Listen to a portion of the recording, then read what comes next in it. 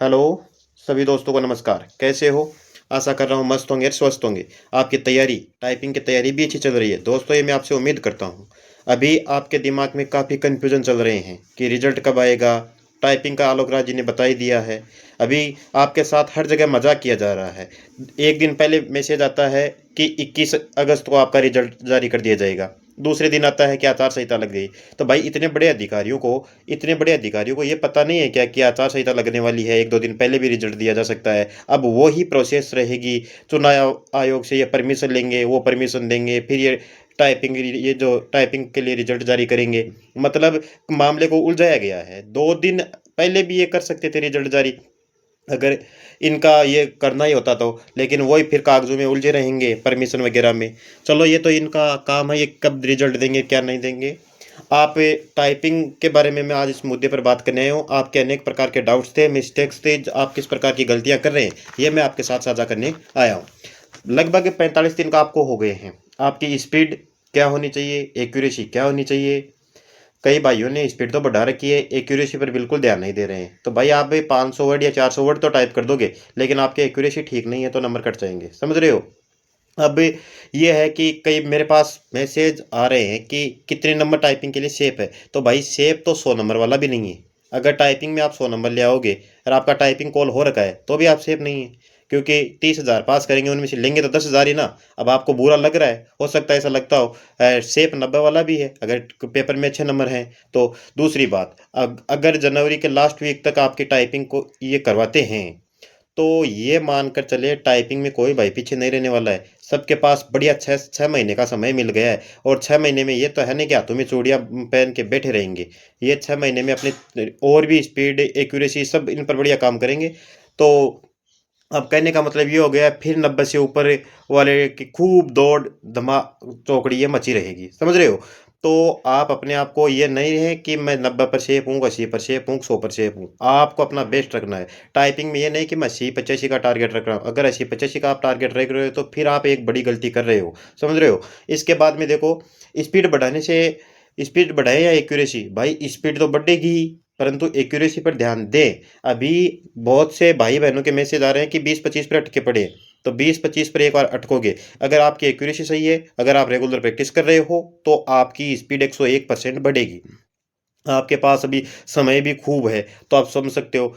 अब एक आ रहा है कि बार बार बैक स्पेस का, भाई बैक स्पेस एक वन वन वर्ड पर वन एक बार यूज करना है। ये आपको जो गाइडलाइन में दिया हुआ उसको अकॉर्डिंग भी है। आपको जहाँ प्रैक्टिस कर रहे हो वहाँ आपको बैक स्पेस बंद नहीं रखना है, कम एक बार यूज कर सकते हो बैक स्पेस। अब ये तो अगर आज आप बैक स्पेस बंद रखते हो तो एग्जाम में भी आपको करेक्शन की वो आदत नहीं रहेगी। तो एक बार यूज करने वाला वो सिस्टम आपसे अपने सॉफ्टवेयर में चालू रखे, समझ रहे हो। इसके बाद में टारगेट क्या रहना चाहिए, भाई हिंदी में 40 और इंग्लिश में 50 ये आपको दे रखा है। तो आपका टारगेट 5-7 इंच से स्पीड ज़्यादा होनी चाहिए। ये क्यों होनी चाहिए, ये इसलिए होनी चाहिए भाई, वहाँ एक तो एग्जाम का प्रेशर रहता है, दूसरी बात 500-700 का जो बेच आता है उतनी आवाज़ या घबराहट कुछ हो ही जाती है। तो 5-7 की हम अगर स्पीड टूटती भी है तो हम अपने टारगेट तक रहें, समझ रहे हो। इसके बाद में ये एक्यूरेसी, तो एक्यूरेसी डेली प्रैक्टिस इससे ही एक्यूरेसी है कि एक्यूरेसी पर थोड़ा ध्यान भी दे। अब क्या रहता है, कोचिंग करे या नहीं, भाई आपने कोचिंग कर रखी होगी, अगर कोचिंग नहीं भी की है तो भी घर पे भी कर सकते हो। ये तो है नहीं कि कोचिंग वाला आपको बता देगा कि ये करो और ये करो, ये आपको प्रैक्टिस करनी है। इसमें ये भी नहीं है कि मेरे दिमाग नहीं है, मुझे मैथ नहीं आती, रीजनिंग नहीं आती, जीके नहीं आती। भाई इसमें तो सब एक जैसे ही है। जो जितनी ज़्यादा डेडिकेट होकर प्रैक्टिस करेगा वही आगे जाएगा।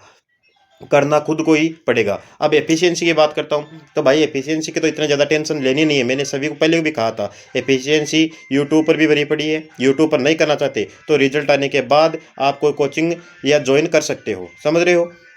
इसके बाद में ये है कि कितने घंटे आपको टाइपिंग करनी चाहिए। तो टाइपिंग में ये रहता है कि 1 घंटे के बाद में आपकी अंगुलियां दर्द करने लगती है, तो 1 घंटे के बाद में 5-7 मिनट आप थोड़ा रेस्ट देना चाहिए। अभी आपका रिजल्ट काफ़ी मतलब लंबा खींच दिया है, जनवरी तक अगर टाइपिंग करवा रहे हैं तो ये है कि टाइपिंग तो आपको खूब समय मिल गया है। तो इसके बाद में देखो, हिंदी हिंदी की मतलब स्पीड नहीं आ रही है। भाई एक बात और बता दूं, आज ही मेरी बात को रिकॉर्ड कर लेना, हिंदी में आपके नंबर इंग्लिश से ज़्यादा आएंगे। हाँ, अगर इंग्लिश में आपकी स्पीड 20 से ज़्यादा आ गई है तो आप हिंदी शुरू भी करो, और उम्मीद करता हूँ आपने शुरू कर भी दी है, आपकी 10-15 की स्पीड आ भी रही है। हिंदी में अगर एक बार अंगुलियों को ये दिमाग को ये वर्ड मतलब याद हो गए, उसके बाद में स्पीड बहुत अच्छी से बढ़ेगी। दूसरी बात, हिंदी में कोई बहुत बड़े वर्ड नहीं आते हैं, और वो जो अल्टर की आती है, समझ रहे हो, तो वो भी इतनी ज़्यादा नहीं आती। कई प्रैक्टिस सेट में मेरे पास जो स्क्रीनशॉट भेज रहे हैं उनमें 20-20, 25-25 भर रखी है, तो इतनी अल्टर की भी नहीं आती है, आप घबराएं नहीं। इसके बाद में आपकी कितनी स्पीड शेप रहती है, तो स्पीड वाला मैंने बता दिया है। पहले इंग्लिश सीखो, बाद में हिंदी का आप साथ साथ में प्रैक्टिस करते रहो। टाइपिंग की कोई ट्रिक नहीं होती है, इसमें ये होशियार और कमज़ोर वाला भी कोई मैटर नहीं करता है। एक बोल रहा है कि कैप्स लॉक, भाई कोई भी कैपिटल लेटर लिखना हो तो शिफ्ट का यूज करिए, समझ रहे हो, शिफ्ट का यूज करके कैप्स लॉक क्यों दबाना, क्यों यूज करना है, आपको शिफ्ट के साथ दबाओगे तो वो कैप्स लेटर वो चेंज हो जाएगा। तो आपको जहां तक मैं आपसे उम्मीद करता हूं आप कैप्स लॉक यूज न करें, समझ रहे हो। इसके बाद में आपके और क्या प्रश्न है, ये प्रश्न आ रहे हैं कि आपके डाउट फॉन्ट कौन सा यूज करें हिंदी में। भाई हमारी गाइडलाइन में भी ये दे रखा है, डेवलिशिस फॉन्ट को यूज करना है। हालांकि कृतिदेव और डेवलिशिस फॉन्ट में कोई खास फर्क नहीं है, लेकिन हमें डेवलिशिस पर ही तैयारी करनी है, समझ रहे हो। इसके बाद में हाईलाइट, भाई आप जो भी प्रैक्टिस कर रहे हो आज आप हाईलाइट कर लेते हो, वहां एग्जाम में आपको हाईलाइट नहीं मिलेगा। आपको खुद को ही ध्यान रखना पड़ेगा कि हम कौन सा वर्ड लिख रहे हैं।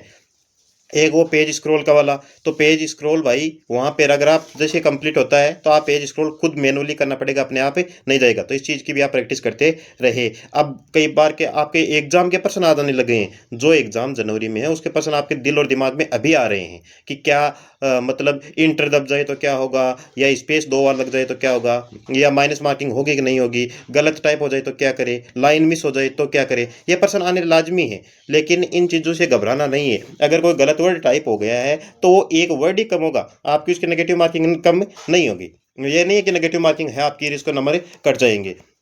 2 बार स्पेस दब गया तो 2 बार स्पेस दब गया तो भाई वो एक वर्ड कम हो जाएगा, समझ रहे हो ना। जो 500 थे वहां आपको 499 टाइप होंगे, समझ रहे हो। तो ये इन चीज़ों से थोड़ा सा ऊपर उठो। लाइन मिस हो गई तो लाइन मिस हो गई, तो अगर दूसरी लाइन से जा रहे हो तो ये दिमाग से निकाल दे कि आगे सभी पूरा पैराग्राफ आपका गलत होगा। पूरा पैराग्राफ नहीं होगा, ऑटोमेटिक डाटा फेच हो जाएंगे, उससे वर्ड वो मिल जाएगा, समझ रहे हो। लेकिन आपको इन गलतियों से बचना है। अभी आपके पास 4-5 महीने बच्चे पड़े हैं, तो आपकी स्पीड भी 20-25-30 तक पहुंच रही है, तो अब आप करोगे क्या, समझ रहे हो। आपको अपनी एक्यूरेसी इन पर ही तो ध्यान देना है कि लाइन मिस नहीं करनी है। लाइन पर एकदम बिल्कुल नज़र रखोगे आप, तभी तो ये मिस नहीं होगी। गलत वर्ड टाइप कर दिया तो आपकी माइनस मार्किंग बिल्कुल भी नहीं होगी।